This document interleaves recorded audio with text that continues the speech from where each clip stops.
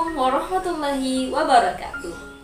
First thing first, let's express our best to our God Allah Subhanahu wa Ta'ala, the Lord of this world, the Master of Judgment Day, and the Creator of this universe, who has been giving us beautiful life, long life, so we can gather in this place to do our obligation as worshipper in this world. Secondly, may salawat and salam to our Prophet Muhammad sallallahu alaihi wasallam, as the king of the great kingdom, namely the Islam religion, then brought us from an educated person to be educated person. Okay, welcome back to me, Sister Content Creator, atau biasa dipanggil dengan nama Sister Sisi. Nah, pada video kali ini kita akan mengadakan yang namanya sharing session, ya. Kita akan berbagi mengenai fungsi atau tujuan atau cara penggunaan dari have dan has. Nah, tapi sebelum kita terlalu jauh membahas materi, ada yang mengatakan ya kalau sebelum kita belajar, yang pertama yang harus kita lakukan adalah apa yo?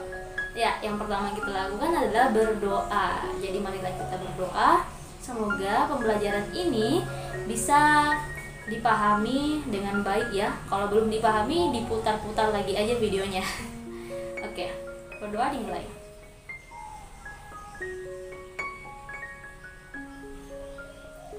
Amin ya rabbal alamin. Nah, sekarang kita akan masuk ke materi yang ditunggu-tunggu, yaitu tentang have dan has. Nah, oke.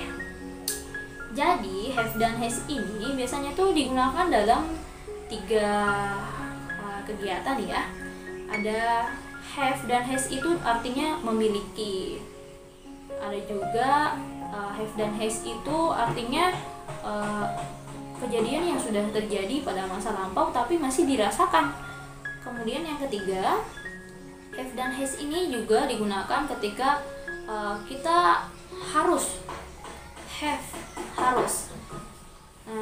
Caranya itu, but sebelum kalian menggunakan rumus have dan has ini, you must know subjek-subjek yang digunakan ketika ingin menggunakan have dan has.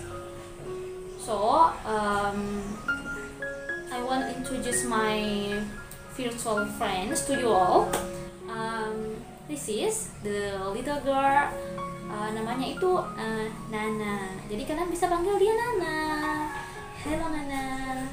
Nah, yang di sampingnya Nana, yang laki-laki itu namanya Sandi. Oke, namanya Sandi ya. Dia itu temannya Nana. Ya, teman-teman. Kemudian yang perempuan cantik yang pakai baju yellow itu kakaknya Nana. Namanya itu Sinta. Ya. Dan di samping kakaknya Nana itu yang laki-laki itu pacarnya Sinta, guys. Namanya itu siapa ya? Penasaran namanya itu Akbar. Oke, jadi di sini saya kan mau memberikan petunjuk ya. Saya kan membuat mereka mengacak-acak diri mereka. Mengacak-acak bukan kan? Saya kan membuat mereka membuat posisi di mana itu akan menentukan subjek. Dan subjek itu kan ada berapa ya? I, you, we, they, she, he, it. Ada 7 kan? Nah, kalau dia sendiri, ketika si Nana ini sendiri, dia namanya I. Kemudian you itu orang lain selain Nana ya. Bisa kakaknya, bisa temannya, bisa juga pacarnya kakaknya. But di sini kita gunakan aja si temannya Nana ini, si Sandi, dia itu sebagai you. Kemudian we dalam artian mereka berdua. We, kami kan. We itu kami. Jadi Nana and Sandi.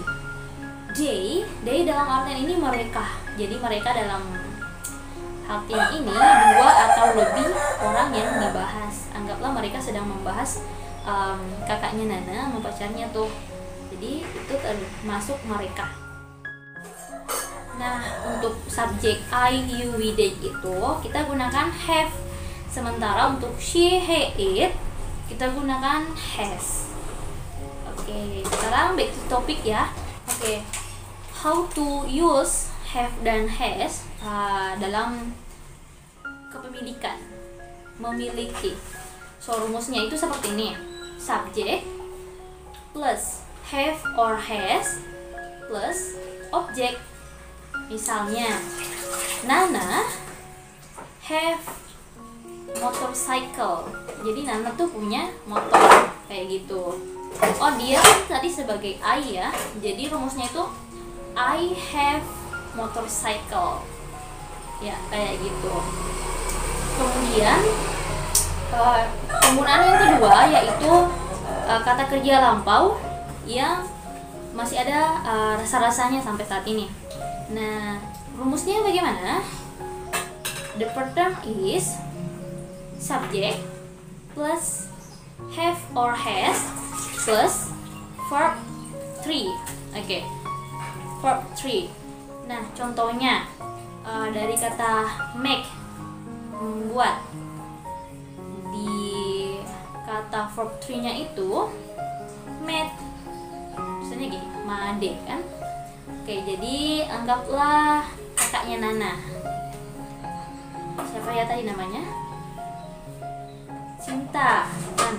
Sinta made a cake in the kitchen. Jadi Sinta membuat kue di dapur. Artinya kuenya itu masih ada sampai sekarang. Seperti itu. Karena baru-baru aja terjadi. Kemudian penggunaan yang ketiga itu yang itu harus.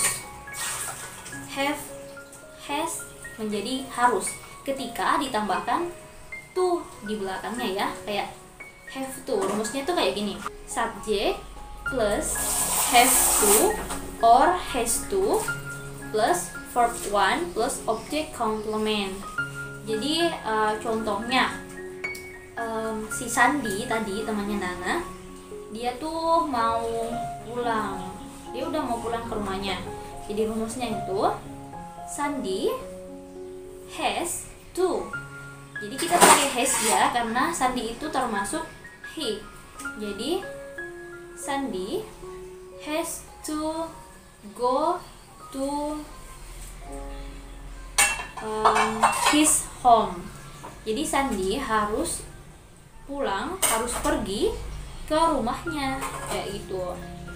Nah, itu tadi ketiga cara penggunaan have dan has. Moga-moga kalian paham ya dengan ilustrasi-ilustrasi yang ada di atas. Nah, mungkin sampai di sini saja. Semoga kalian bisa mempraktekkan ini. You must to practice ya guys, because if you never practice your language, you will forget the material. Kalian akan lupa-lupa ketika kalian tidak mempraktekkannya. And the last I say, al-insanu bima khalaq rabbina summi. The human without language like scorpion without poison. Manusia tanpa bahasa bagaikan kalajengking yang tak berbisa. Assalamualaikum warahmatullahi